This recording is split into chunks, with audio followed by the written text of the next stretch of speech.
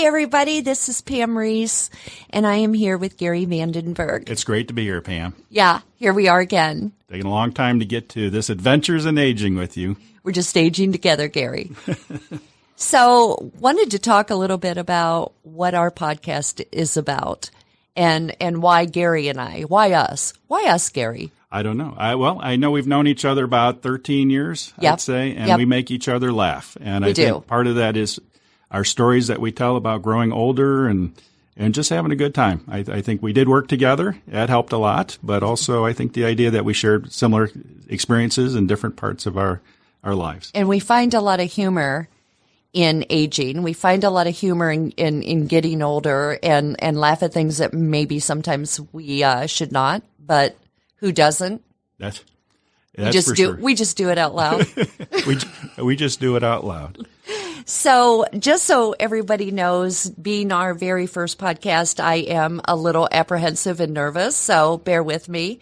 But adventures, why adventures? So first of all, Gary, what does adventures mean? Adventures to me, I've looked it up earlier, or I think you did, and it has to do with living dangerously, risk-taking, trying new ideas, new experiences, and you can do that at any age is what I'm trying to promote in this podcast, I think, with you. Absolutely. And getting older is 100% a risk, I think, even though people will say, why so? It is what you want it to be. You feel as old as you are.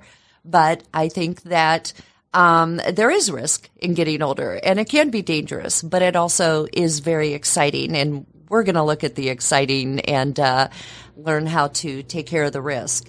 So we thought a great place to start was to let everyone know our past and how we came to be and what makes us adventuresome in aging. So, Gary, I'm going to let you go ahead. Oh, that's great. Well, my name's Gary Vandenberg. As we said, I grew up in Cleveland, Ohio, youngest of 5 children.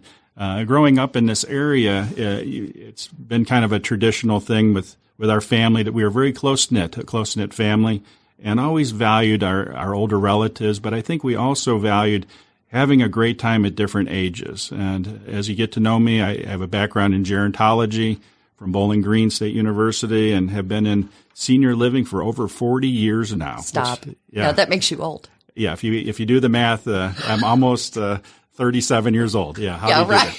But, right. But have enjoyed being in this field for all these years, but really also have enjoyed if you have 3 children and just celebrating their daily lives, and I've got some elderly relatives too and friends and celebrate their ages too. So I think part of my goal here is to really bring in the joy in every year that people can have and make it light, make it fun. So talk a little bit, and then I'll do it, about growing up and how you viewed aging and what your background is that brings you to today. Okay. I appreciate it. Well, again, as I said, I was the youngest of 5 children, and my father was he was a child of the Depression, and it was kind of an interesting thing. The things that he valued as far as family, money, keeping track of things, the way we spent our time, there was a lot of that involved. Our background is Dutch, and I can tell you I can be very stubborn at times, Pam, as you know that. Mm-hmm. But growing up in the Depression, having the family together at the holidays was always so important. And unfortunately, he passed away when he was 58 years old and at a heart attack. And, some of the things that he even transpired to me was how important it was to make the most of each day. And I think he really wanted to have our children, or have his children, really go our own paths. It was during the 1960s, and you and I are somewhat similar ages. Yep. And so maybe you can share a little bit about, your experiences in the 60s and 70s. Oh, my gosh. So my parents as well were young during the Depression. Heard lots of stories growing up about how far they had to walk to school, especially my dad. Uphill both ways, I imagine. Uphill both ways, and in the winter and in the blizzards, and had to wear and didn't have boots, right? So I heard all the stories. And my dad's parents were immigrants from Czechoslovakia. Wow. And grew up very poor, had to quit school in the 8th grade so that he could contribute to the family's finances. So he had to go to work as well as his older brothers and sisters. My mom, on the other hand, was not highfalutin, but kinda. She grew up with her dad being a supervisor in the coal mines in West Virginia, and they always, he always had a job. Oh. And so her experience growing up was a lot different than my dad's. And so the stories from my mom were always about the people stopping at their house, sitting on the porch talking, walking to the mines. My grandparents lived across the street from the mines. And so it was just that way of life and a lack of nothing, right? But a big Christian background. And so we were brought up in church, and my dad was Catholic. My mom was Protestant. And so, there was always the rearing in spiritually and in teaching us all the good things and all the ways we should be in life. And so I can remember when I was about 5 years old, my grandmother, who was a big influencer in my life, would always go stay with her every summer, my brother and I. And my grandmother would visit people in the hospital from the church. And, of course, I tagged along with her and literally loved it. Loved, as a child, 5 or 6 years old, going to the hospital to visit people. I didn't love so much the visiting, but I loved watching the nurses, and I loved the monitors and the environment. And so, no doubt about it, I wanted to be a nurse and grew up to be a nurse, and always viewed myself as wanting to be a high critical care nurse, like maybe the one in the life flights, or, I wanted to work with the sickest of the sick. And started off in ER, went to surgery, and then lo and behold, Gary, I became a nursing director of a skilled nursing facility, i.e. nursing home. Wow. Yeah. And I did that over 30 years ago. Mm-hmm. And so I've been around aging and aged people pretty much my whole life. That's been my career, but it's also yours as well. Right. Well, I had the fortunate opportunity. My grandparents owned it's called a 5 and dime store. Oh, yeah, I remember that. And when we would go out there, we could pick one item whenever we were there, one toy, I guess. And I remember getting a boat one time that was taller than me, some kind of a crazy toy like that.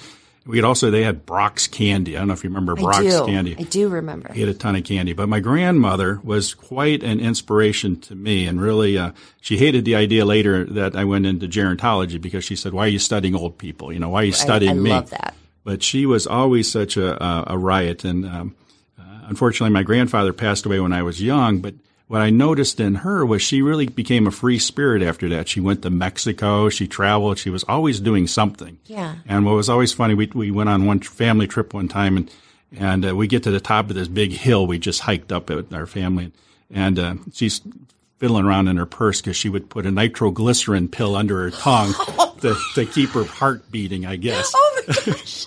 Not to mention the headache that you get if you don't really need it. But she really enjoyed that. But she really inspired me. It was something magical about a grandmother that was so loving. She always had hugs for us. She always had toys for us. And every once in a while, she would slip me a few dollars. It's called pin money. Don't tell anybody. I think she has given it to my brothers and sisters too. Sure. But always enjoyed that. Now, my father, it was important that we got an education. One of the phrases he always lived by was education is priceless. So it was important that his children went to college, so I really didn't have much of an option. If it was up to me, I would have written poems on mountaintops. Oh, that my was gosh. going to be my high school goal. But ended up in college there. And at that point, computers were brand new. If you took a computer class, you probably weren't coming back the next semester. Believe it or not, you had to punch these cards. I don't even know that I knew computers when I first went to college. And so I'm looking at what classes don't have computers as a requirement, which majors, and social work was one of them. I'm thinking, I didn't have much confidence in myself. I thought, that sounds to be like the career, self-learning. The career route for me is social work. And then within there, I did take a class. I remember in an English class, I wrote a paper on ageism, and I got an F. I'm pretty sure an F, because they said that word didn't exist. And it so exists. And it kind But back then, who thought of it? Yeah, it kind of ticked me off at that time. But, it also reinforced to me the value of this is possibly a career route. Well, one of the classes I took was on aging and gerontology, and just fell in love with it and said, this is really, the future. I see our society was aging. It's continuing to age. There's a lot of baby boomers. I'm in it. You're in it. Yep. And just the idea of being ahead of the curve on what's coming. And again, there was a lot fewer options back then as far as senior living than there are now. Oh, sure. And there was a lot of other things. I know part of our podcast is to talk about how technology and different things have really influenced us over the years. But, going back to, the interest in there, I did get started in a nursing home as a friend of a friend of a friend of my father kind of situation. Mm-hmm. And is a nursing home, and just loved it. I met my wife there. I guess that's the nice thing about it. She needed a date for a wedding. Oh, and you were available. Of all the men around, I was the one that was less than 70 years old, I guess. Right? So I was a pretty easy pick for that wedding. And so I have been married for all these years since, and have thoroughly enjoyed it. But and over the years, I've worked with probably around 450 different senior living communities. And everybody's special and everyone's different. And that was really the one thing that I got out of the gerontology degree, was how whenever you group people together, when you say everybody that's of 60 years old acts this way, or everyone that's 15 years old acts this way, you're going to lose. Right? I agree. And so anytime we can separate the people out as individuals, appreciate that. I've seen people jump out of airplanes when they're 80 years old, right? And 90 years old. Well, I've also seen people that are 20 years old that won't get off the couch. Right. So, correct. So, every age is a little different, but I hope we can talk about all the different ages and things. Well, Pam, tell me a little bit about growing up. What was it like in your neighborhood growing up? So, grew up in a small town, Manaway, Ohio, the home of the Potato Festival. Oh, wow. World renowned. Yeah, very. Started school with 100 kids, graduated with 100 kids, right? Everybody you knew in kindergarten were the kids in your senior class.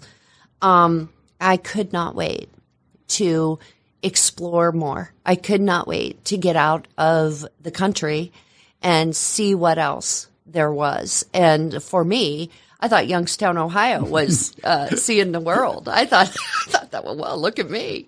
I thought I was really living, went to nursing school at Youngstown State, really thought I was adventuresome, at 18 years old.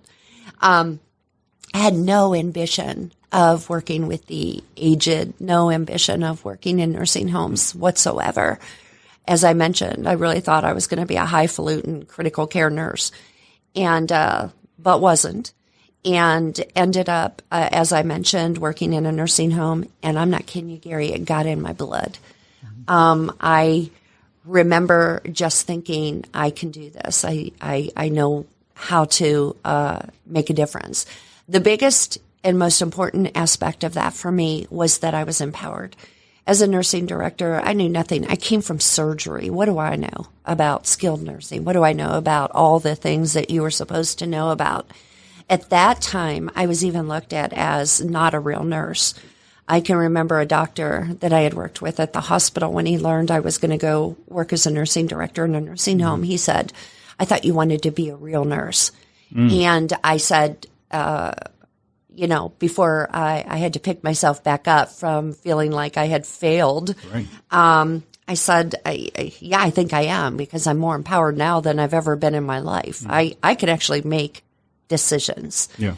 And then, I went from there to being district directors over 8 buildings, to regional director over 16 facilities. I ended up being a vice president for a company having 82 facilities, and then ultimately, with my husband, joined a group of 5 and actually started a skilled nursing and rehabilitation company, and was the chief clinical officer, and participated as a partnership in that for 15 years. And then left that in 2018 so that I could do what I want to do. There. Right? Do podcast, right? Right. That's our future here. Do what I want to do. So talk to me a little bit about some of the stuff you've been doing, because I know similarly. Oh, well, I started, as I said, in the nursing home, and I was fortunate that the owner encouraged me to get my nursing home administrator's license, and that was a 9-month process and had to work in each of the departments. And for some reason, they lost me on third shift in nursing, all right? At that point, you didn't need to go through any nurse assistant training. You could just start. And so they had me on third shift. And for some reason, I was the enema guy. Can you believe that? I was the guy that... Why you? I don't know. I don't think the nurses liked me. They were people like you came up and they said, guess what? No, people like me, go pick that guy. Yeah. And he gets to give everybody an enema. And so I got really good at the phrase, hold it, hold it, hold it, hold it, hold it. No, that is a phrase. Hold it. That's for real. So I guess I did that well. And then worked in the different departments. And, along the way, I met the receptionist, who is also kind of the public relations person. And her name is Joan. And she said, we should really think about going out and promoting the positive things that we see and experience every day. So she came to the kid, given the enemas, and said, hey, you, I think we should go. I think I was going up the front desk and saying, hey, how come I'm stuck back on third shift all these weeks? But Joan and I started a company, and we really went out to kind of promote. And at that point, assisted living had started, and it was kind of new and exciting. But people really didn't have the idea of packaging and promoting services. So we ended up with about 120 different clients in the Midwest here, and also one of the clients was in Indiana, and we got into doing some consulting work there, and that eventually, over time, Pam, you and I ended up in the same company for like 10 years. Absolutely, we did. And it was a wonderful time. And, all along the way, again, there's so many different options now, and I hope we can talk about some of those in the senior living, but also the reality, and hopefully we can bring some facts into this too. 90 at any given time, there's probably 4 or 5% of the people over 65 in like a nursing home. Yeah. And there's only 1% in assisted living. Correct. And so when you stop and think, what about the other 94%? What are they doing? Right? And how to enrich their lives? Maybe they're living life. And maybe we can offer some suggestions along the way how to improve the quality of life, because it's not just the years, it's the quality of the life that comes to us. So, yep. As far as when it gets to, your perceptions of aging, what comes to mind? Yeah. So, I will say that I never worried about aging. I always felt a lot younger than I was. I would say that when I was 20, I felt like I was 15. When I was 30, I felt like I was 20, so forth. But then I turned 50. And that wasn't so bad. But around 53 was horrible, because I thought, you know what? I'm not living 50 more years. I'm probably not going to be here in 50 years. And then I thought, and what if I'm here in 40 years? Will I really be able to do what I'm doing today? So I had a lot of these thoughts like that. At that time in my 50s, I'm a chief clinical officer. I'm a partner. Life's going great. I really had no fears about what my future was going to be. I just always thought maybe I'm going to always do what I do. And then retirement from that came. And actually, my mom was diagnosed with Alzheimer's. Right. And that's a whole other story, believe me, because this is a woman that always said to me, I just don't want to get Alzheimer's, right? Always said, and we'd laugh out loud. And then lo and behold, she did get it. And so I took some time and transitioned from being a provider to a caregiver for my mom, along with my wonderful daughter, who was in her early 30s, 30 years old, with 2 small children, taking care of my mom and of course, my other family, my brothers. And I grew a huge passion for Alzheimer's, for caregivers at home after years of being a provider and teaching others how to care for people. I realized I didn't know anything, right? When you're doing it yourself, it's a rude awakening. And so all these memory care units I had developed and wrote policy and procedure, all of my skilled nursings that, I was responsible for thousands of patients. And then here's my mom, and I'm her caregiver, and I'm thinking, what the world.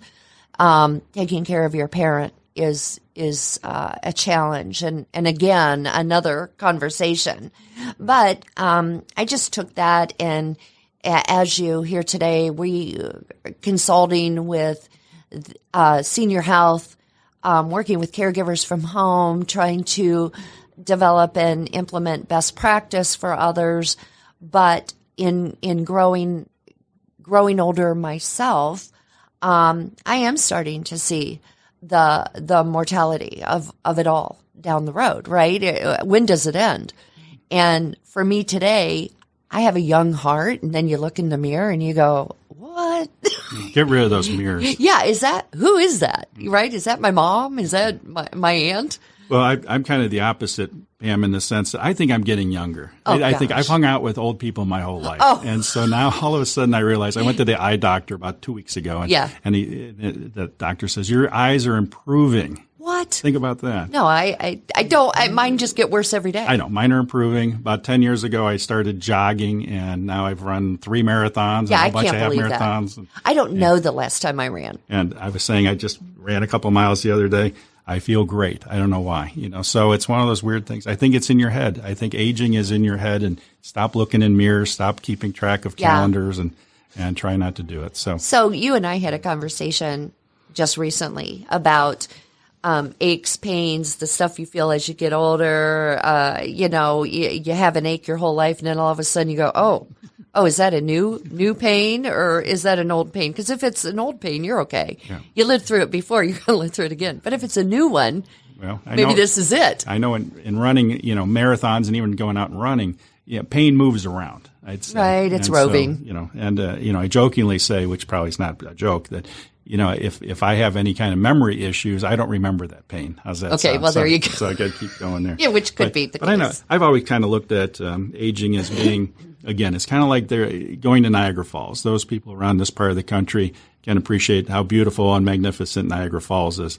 And that's like the end, going over the falls, right, in our barrels. I don't want to go over the end. But, en route, there's people in boats, right? Some people are fishing, some people are having a party on their boat, and some people are jet skiing around. And it's what you do as you're heading towards that Niagara Falls, I think, a little bit like that. So, good analogy. And to make the most of each day. I really think that I'm a morning person. I know you're not, but not at all. But I never want to be. I can't wait to jump up and wake up in the morning and take off. Yeah, I can't wait to jump up when I'm good and ready. And so that's and there are people like that, and that's great. But really, to stop and think that there's a lot of perceptions in our society. I think people in their mind, when they pass a certain birthday, they see a greeting card that says, "Oh, you're over the hill." Oh yeah. Songs. I've written a lot about it. My generation, don't trust people over 30, all these kinds of things. And, and we're, when you stop and think about it, about a week or so ago, I went skiing, downhill skiing all day long. Can you believe? And what you find is, again, I realized all along, if I make 1 second of a mistake, I'll be injured big time. And I've done that before. I get it. But the idea of doing adventures like that, I hike in our Cuyahoga Valley here every weekend. Mm-hmm. And just, again, I guess if you don't use it, you lose it. That's where I grew up. That's what my dad used to say, that he would say, Pamela Jane, if you don't move, you'll lock up. You're just going to lock up. So here's my dad telling me this when I'm like 15. And I'm thinking, what? Lock what? Right? So true. Those words come back today. And I think, you're so right. So I agree with you on a couple points in that. I went skiing this winter for the first time in a long time. Yeah. Was I afraid to fall? 100%. I don't want to fall. But you know what? When I think back when I was 30, I didn't want to fall then either. Oh. So I think I'm as cautious today as I was then. But I feel like I can do anything. I reap the pain. The pain aspect of after I do something. Like okay, you balance that. Yeah, my back pain that rolls down my legs. And then, but the good news is, Gary, it goes away. The pain goes away? Yeah, what do you do when it doesn't? But today it goes away. It's still going away. You're right. And like you said, there's the new pain and the old aches and pains there. Yeah, I said we were kidding about that definition of adventures as being dangerous, risk-taking, trying new things. I said, if I wake up in the middle of the night, and it's common for people my age to get up and go use the restroom in the middle of the night, that's the dangerous part. If I navigating if I sit the up too night. fast, I could probably pass out. To be honest. It's pitch black. I'm trying to navigate myself around and hallways. not to mention that you have to get up in the middle of the night where you never used to. So that's my aging and adventures in aging there every night, trying to adventure around there. But really, when you stop and think about it, when you think about that mindset, and it even goes, I call it cultural. It's the culture of our society. What we look at it in expectations. Cut her a break. She's young. Cut her a break. She's old. Whatever it might be, and how. If you could just look at the person, and unfortunately, when you're young, and you see an older person or you're with an older person, I don't know that you always appreciate that individuality, right? Not to mention that inner wisdom. Right. And you tend to recognize that inner wisdom the older you get. Yeah. Right? And also the appreciation. It sounds grim, but sometimes you know about a person after they die. You read their obituary. Oh, I hate that. And we had several years ago a neighbor across the street from us, and he passed away, and we went to his funeral. And lo and behold, there's a medal from World War II. This gentleman that you never knew about? Never knew about it. He never said it, as that generation.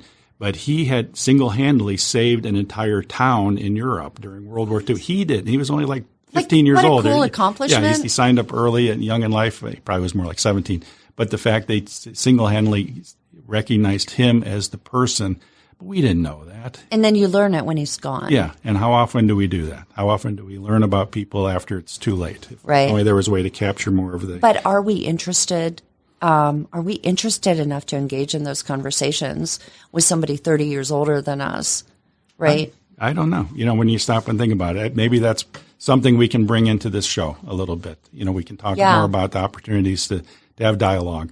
See, I know growing up, again, the 1960s were turbulent times. It was a lot easier to talk to my grandmother than it was my parents, about things going on, because it just seemed like the whole country, as it seems sometimes these days, was just crazy. Right. Everyone was not getting along.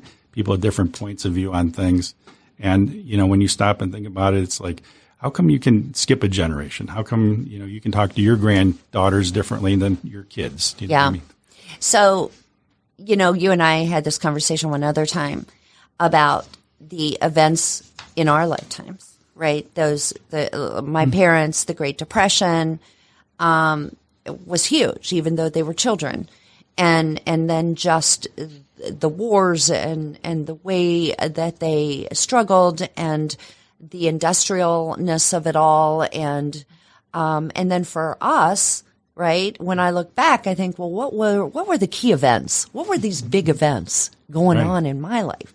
And honestly, Gary, the thing I think of most is John Kennedy's assassination. Right, that was probably one of my earliest media memories. How's that sound?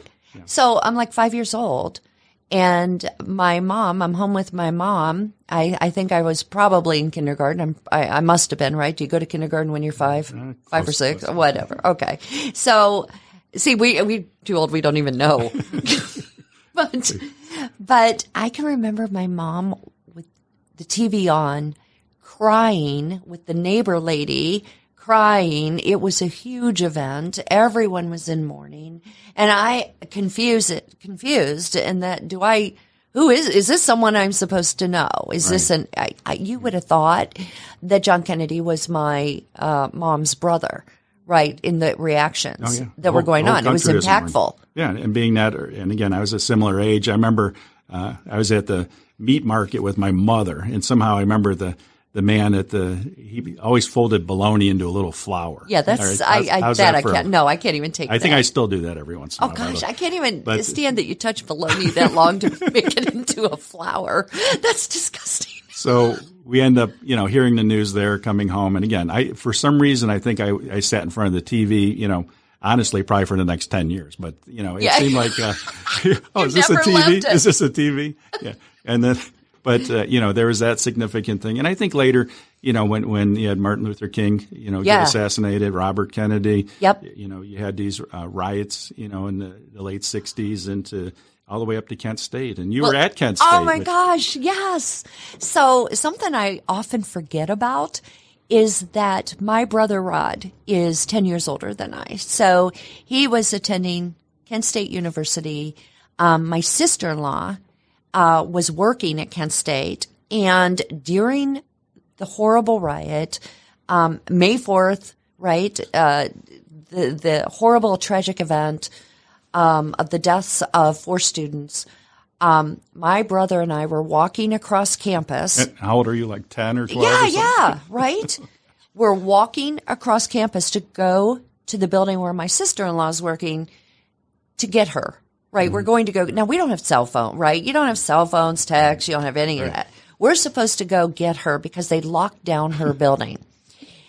It is the first time in life, Gary, that I ever remember my older brother grabbing my hand and holding it as tight as he could and start running. And he started yelling at me, run, run. And we are running across Kent State's campus, watching other kids run another way, the National Guard. So frightening. Of course, at the time, I didn't fully understand everything that was going on, you know, obviously. But I knew enough that it was scary. I knew enough that this is a bad situation. Sure.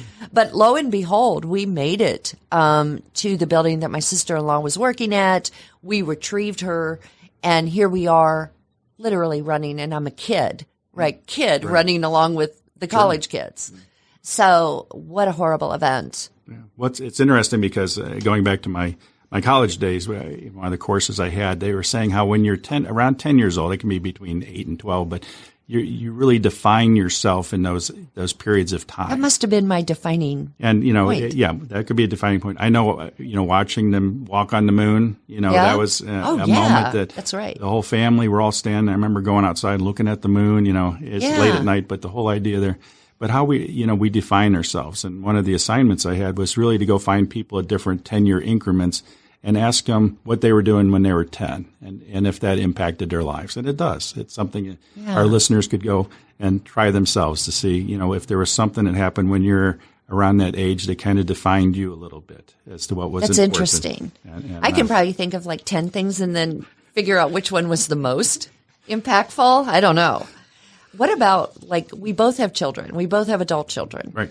And I look at them and I think, what were their impactful moments in time? Right. Yeah. Well, my youngest son, he was just at that age kind of I was with John F. Kennedy when 9/11 happened.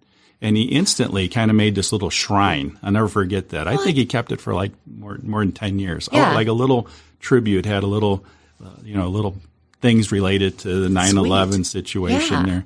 And then, we went to the 10-year anniversary at Shanksville, my 2 boys and I, and what an impact that had too. Just sitting there watching. It was the crew it wasn't the crew, it was the family of the people from the plane that was involved in that. And I remember President Obama had come with Michelle Obama, and they were there right in front of us. And my son actually weaseled his way up and got Oh, no, because your son has the ability to go to events and be part of the event. Yeah, if anyone ever sees Believe Land, he's in the last 5 minutes. Right. Yeah, he's that kid. He's that kid that weasels his way into media events. No, I love that. But, that was an impact, as far as childhood goes. And how about your kids? What did they get impactful of? Oh, I think 9/11 was impactful for both of them. My daughter was just new in college. My son was, I think, a junior in high school. And I, that day, was with my mom at the Cleveland Clinic going through pre-admission testing for a mastectomy. And I was supposed to fly out of Cleveland to Indianapolis that afternoon or earlier in the afternoon. And I thought, oh, this is great. I'll go with Mom. It's going to be a couple hours and then I'll get over to the airport. Well, once we're at the hospital for a couple hours, stuff starts delaying in this pre-admission testing. People aren't coming into the room. They're not taking us to the next person. What's going on? And finally I say to someone, hey, me and my mom been sitting in this room for like an hour. And I literally say, I have a flight to catch, like they care on any normal day. And then it just all broke loose. Hey, you aren't flying anywhere. Right? Oh my gosh. Yeah. And so my mom and I immediately went and found the TV, and along with everyone else there, were glued to that TV. And my children, my daughter was scared to death at Ohio University. And I talked to her and told her, come home now. And my son called me and I said, go home, right? I felt like it was the end of the world. And I think for my kids that day, they felt it was the end of the world. And from that day, we developed a family code, which is kind of corny, but Run for your run for your life. Run. When you hear mom say run for your life, it means just run for your life. Anywhere. Run anywhere. Okay. No, so we came up with this corny name, and it was called, I hate to say it, but Zulu. Oh, Zulu, yes. Okay. It's a common. Oh, okay. Everyone uses it. What I do, maybe take someone else's code name? It's common. Okay, I don't know. I've never heard of Zulu before. So Zulu was, if there's something seriously wrong going on, or an emergency or the end of the world, we will all meet at this certain point. Zulu. And all you have to do is Zulu. Zulu and everybody meets. So, if my kids could say what was impactful, I suppose they might say, oh, that's where Zulu came from. Yeah, that's where Zulu came from. I know with 9/11, I just started a job in Boston. I was up on the 11th floor, and I could see the airport, the Boston airport, and some of the planes did come out of the airport there. I could see it from my window. And my wife calls and says, she had been there the weekend beforehand because we were just moving to that area, and she came up to look for houses. And said, get out of there. You're in a tall building in Boston. Well, at the same time, my boss comes down the hallway and he gives this speech like, if you're afraid, if you're a coward, if you're weak, these types of things. Oh, no. So I shut my door. I said, I can't leave right now. Yeah, because I don't want to be perceived as weak or a coward. And, what I noticed in me was that whenever I get stressed, I usually focus in on what's in my control. So I just sat down and kind of organized things. Gary, for an hour. I think we've had this talk. I think you envision combing your hair as being in control. If all else stopped, if all else fails, go back to either brush your teeth or comb your hair, be in control of something. Okay. That's a good advice. And so sure enough, by about 10:30 in the morning, they had closed down the entire building in all of Boston. Well, I was staying like 40 minutes away on a train, and it was like something out of a movie from India. It was just packed, and people were scared and everything like that. But I think what's harder is that many of the people had been in different parts of the country and couldn't get back, and it was a difficult time. And I think probably one of the memories I had was my daughter's school, and they had a song and a talent contest, and it was cold, it was dark, everyone was in a bad mood, and these little kids just sang their hearts out, and just you could cry. That's heartwarming. Oh yeah, the songs they were singing of hope and inspiration. Oh my gosh! This was a couple weeks after 9/11. Okay. But the idea, it wasn't that night. It was. I was thinking how heartwarming on that day. Yeah, but the. I think that's always, again, you look at different generations and how they hold up, right? Sometimes the older folks that hold up and have that strong upper lip about getting through things, and we credit to our folks that have been in the service and gave of their time, they don't like talking about it. A lot of people don't. And sometimes you have to turn to the kids that give you hope too, that there's going to be a better day. We'll get through this, just hang in there. Pure at heart.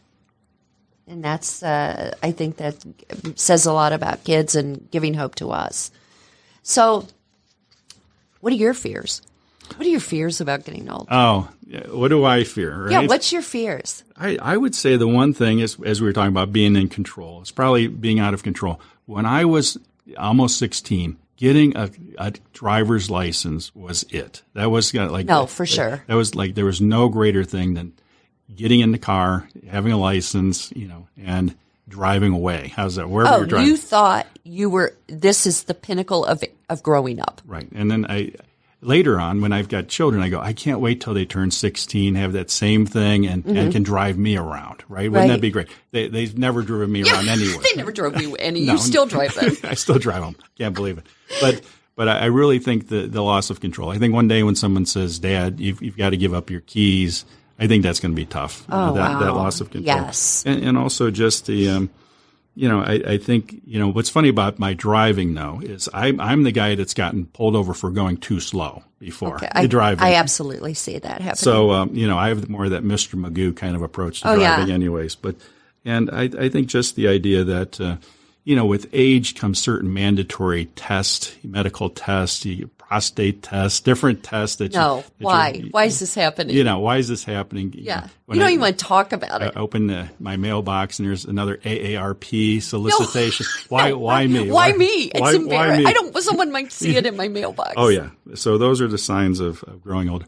I don't know. I kind of have been fortunate with the health. And again, I kind of take the approach that, as things come, they'll come and we'll just kind of take it. How about you, Pam, when it comes to... Yeah, so I would say one of my biggest fears about aging is succumbing to weakness. And I've thought a lot about this, and I mean through mentally or physically. Just in my career, unfortunately, I've seen a lot of death. I've seen a lot of illness. I've seen a lot of progression of illness. And inevitably, unless you die from a traumatic injury or sudden death, there comes a point that your body or your mind relents, gives in to the weakness. And it is overpowering and it overtakes you. And you may have given a valiant fight for years. And then one day, that fight is not so easy to obtain. And that's a huge fear of mine, is reaching that point. So what about, some of the things that you think about that worry you, I guess, maybe not a fear, but that worry you in your old age, which, by the way, we are kind of old. Well, we're getting younger. Remember that. Okay. One thing, when it comes to, people always think when you get older, you're going to, eventually die, right? People go to... No, right. It's inevitable. And I love to share this story, and hopefully it ties in with what we're saying here, is I was around 22 years old, 23 years old, and I had a good friend at the time who called me and said that a friend of his got killed on a bicycle. Right? So a car had hit him. And so he was coming over because he kind of knew, I guess I'm a friend, obviously, but also wanted to talk about death and dying, right? Yeah. A little bit of that. So we get in his car, and he's driving, and I just read a few years ago, or I think it was Elizabeth Kubler-Ross was the name, and she had these stages of death and dying, of denial, anger, bargaining, depression, and acceptance. I was somewhere around between. Let me see, anger and denial, bargaining or somewhere. Yeah. And so I said something like, "Hey, take a left turn down this road." Well, as he turned left, we both looked out the left side of the car, and here was the front of a semi going about 60 miles an hour right into our car. And I instantly went from the front seat almost through the back seat. The car did one of those things in movies that does like a triple spin. And instantly, when something like that happens, of course, you're in shock. Next thing I know, I'm walking around this big road down the middle of the road. Robotically. Somehow I'm walking down this road. You thought you were in heaven. And this woman comes up, and I thought she was an angel. See? And she goes, let's find. Yeah, thought I was in heaven on the interstate. Yeah. Is this heaven? So, it got me sitting down. But I think what's interesting about that story to carry it on was, no one was injured. Obviously, that was a good thing about that. But the rescue squad was the nursing home, the same town they were in, and they showed up. They'd seen me at a different car accident. I'll bring up at a future podcast on that. Gary, your life is. I was a passenger on each of these, by the way. Right. And they said, "What are you doing here?" And I said, I was in that car, and it's now a smashed can over there, but. What was funny was they put me on this backboard. They thought maybe I had some kind of injury to my neck or spine or whatever it might be. But they'd all come out of the fields. This was a rural kind of place. This reminds me of some mystery movie. And the whole ambulance was full of Field of flies. Dreams. It was full of flies is what it was full of. And so we get to the hospital, and thank goodness there was nothing wrong with me, I guess. But they had me in the emergency room. And sure enough, my beeper goes off, right? This was before cell phones. You had beepers that had. You thought it was your EKG. And so, and I remember this doctor goes, "Hey, it's not me." And I said, "Oh, it's me," And so, and they said, "Well, we don't like it. Who is that?" And I said, "That's my wife. She's probably calling for some reason." And so they wheel me over to this. I'm still strapped on this table, and they put the phone. They said, "We don't talk to the family, but we want you to talk to your family member." And she goes, "Where are you? Bring home some milk and bread and cheese," or whatever she was asking for. Bring home something. Did she even know you were in the hospital? I said, "Oh, we got bumped. We got bumped in the road or something like that." She said, "Where are you at?" I said, "I'm in the emergency room." "You didn't get bumped, did you?" I'm like, "Oh, no, I'm kind of strapped." But don't forget the milk. yeah. Maybe we can get milk on the way home. So. Right. But I think the moral of that story was really it can happen at any time, right? Absolutely. In a blink of an eye. So Yep. So we really have to make the most of it. And really, I think what I'm looking forward to future podcasts. I want to talk about things like technology and how that's pulling into just changing our lives. When we were teenagers, waiting on other people at places, where are they? Well, now you have cell phones. There was no phone, right? Yeah. You sat there until you saw mom's car. Right. And even directions, how, we've gone from, draw me a map and this Absolutely. and that to actually saying, I'll meet you there, and how wonderful that might be.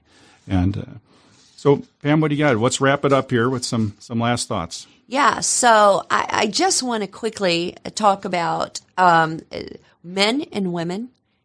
Gary, this is a did you know? No, I didn't know. Okay. You don't even know what the enlighten me. You don't even know what the question is yet. Have different fears about aging. Everyone has the normal fears: death, finances, social, who's going to take care of me. So for women, one of the biggest fears for a middle-aged woman is becoming invisible. Invisible.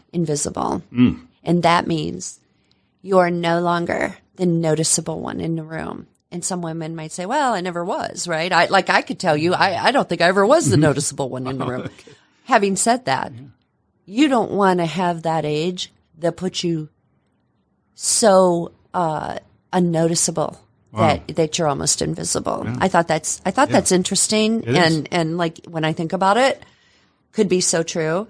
And then for men, letting go of their sense of masculinity. Oh, well, right? Yeah. I gave up that a long time ago. Well, at like 30?